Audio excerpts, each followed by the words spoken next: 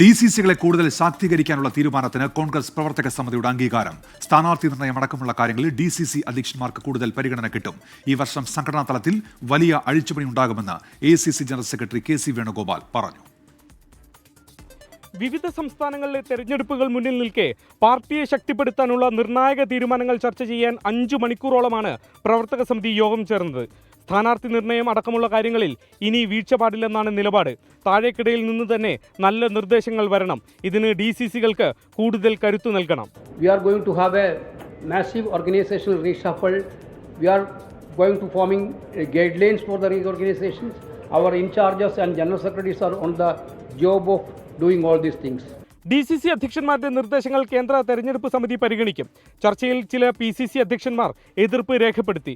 DCC അധ്യക്ഷന്മാർ തെരഞ്ഞെടുപ്പിൽ മത്സരിക്കുന്നതിൽ നിന്ന് വിട്ടുനിൽക്കണമെന്നും നിർദ്ദേശം ഉയർന്നു.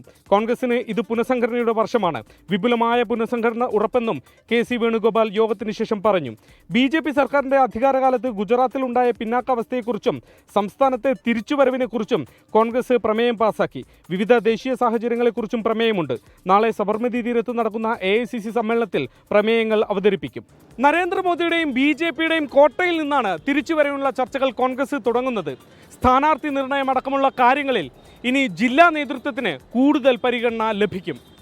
അഹമ്മദാബാദിൽ നിന്നും വരുൺ വടശ്ശേരിക്കരയ്ക്കൊപ്പം ശ്രീനാഥ് ചന്ദ്രൻ, 24.